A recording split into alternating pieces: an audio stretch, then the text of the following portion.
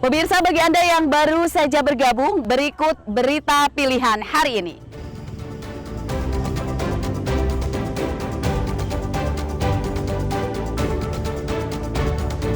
Seorang gadis di Lampung Selatan tewas di kebun karet jadi korban pembegalan motor yang disertai pemerkosaan.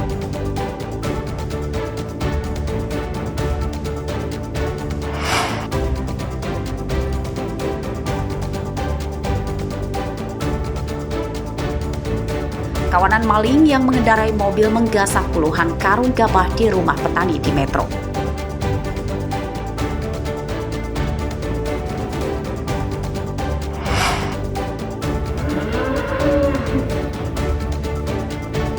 Penjual sapi kurban ukuran jumbo di Lampung Timur kebanjiran pesanan.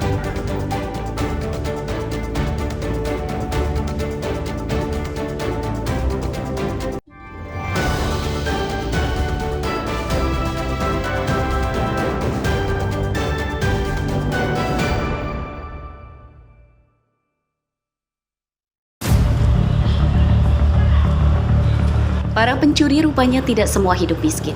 Terbukti dari kasus pencurian di rumah Saminah, warga Kelurahan Metro Timur, Metro pada Selasa dini hari.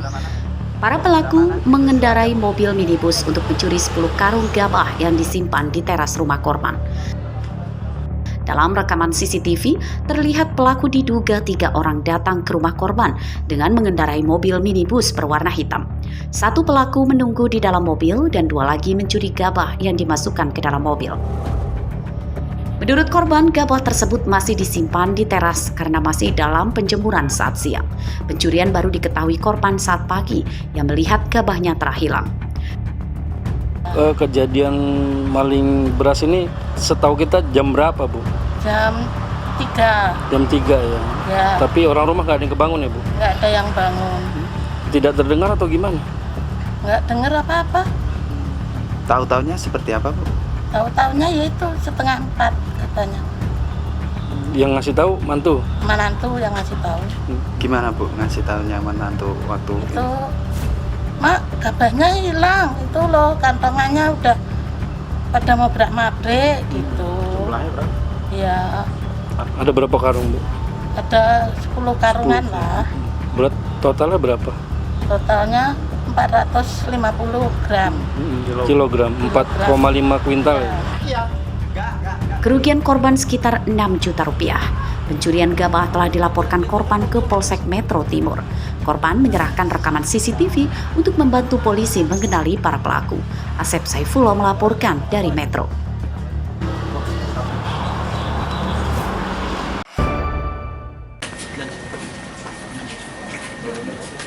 Dua pemuda kakak adik di Lampung Utara ditangkap polisi karena membobol beberapa minimarket, toko ponsel, dan warung kelontong.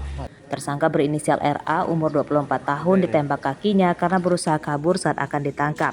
Sedangkan adiknya berinisial D umur 16 tahun. Dalam pemeriksaan polisi mengungkap kedua tersangka telah membobol lebih dari 10 toko sejak 2023. Modus mereka merusak gembok pintu gulung atau rolling door menggunakan besi linggis dan obeng ketika toko sudah tutup. Mereka menyasar barang dagangan korban seperti rokok, perabotan elektronik, ponsel, hingga pulsa internet. Di warung di TS Taman Santa itu kurang dari 24 jam kita berhasil amankan. Kemudian ternyata hasil dari interogasi TSK ini sudah banyak TKP-nya dari tahun 2023 5 LP, kemudian LP 2025 ini 2 LP kan. Konter ini sama yang di warung yang di Alfamart. Ya. Berarti pelaku ini spesialis, Pak ya? Ya, dia spesialis warung kelontong dan Alfamart. Jadi modusnya si tersangka, dia apabila ada melihat dikunci dengan gembok, dia gunakan gergaji ini, kemudian dia patahkan dengan gembok itu supaya bisa masuk. Dari para tersangka, polisi menyita peralatan mencuri serta beberapa barang-barang curian yang belum dijual tersangka. Identitas tersangka terungkap setelah aksinya mencuri di sebuah warung kelontong terekam CCTV. Dalam rekaman itu, 2 tersangka terlihat merusak gembok pintu warung dan menggasak puluhan bungkus rokok. Pencurian baru diketahui korban saat akan membuka warung pagi hari. Ardio Haba melaporkan dari Lampung Utara.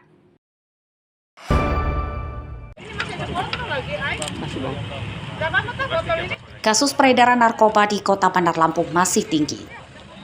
Terbukti dari banyaknya barang bukti narkoba yang diserahkan polisi ke pihak Kejaksaan Negeri Bandar Lampung pada Selasa pagi.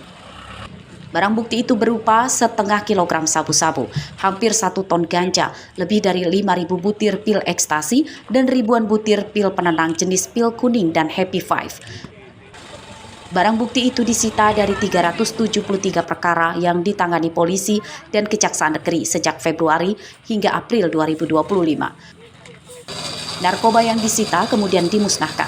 Sabu-sabu dan ekstasi dimusnahkan dengan cara dilarutkan ke dalam cairan kimia pembersih lantai dan di blender.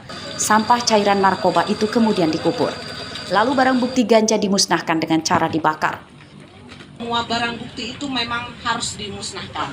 Kalau memang dikembalikan ke korban, pasti juga kembali ke korban gitu. Kami di sini juga ada aplikasi Japrigeh. Jadi masyarakat Bandar Lampung dapat mengakses apabila saudaranya atau handetolannya yang mempunyai barang bukti yang masih ada di Bandar Lampung bisa mengaplikasi lewat aplikasi Japrigeh. Jadi kami dapat mengantarkan langsung kepada masyarakat Bandar Lampung. Pada pemusnahan tersebut, petugas juga memusnahkan barang bukti dari tindak kejahatan lain, seperti oli palsu, senjata api, hingga puluhan ponsel genggam. Arsadi Saputra melaporkan dari Bandar Lampung.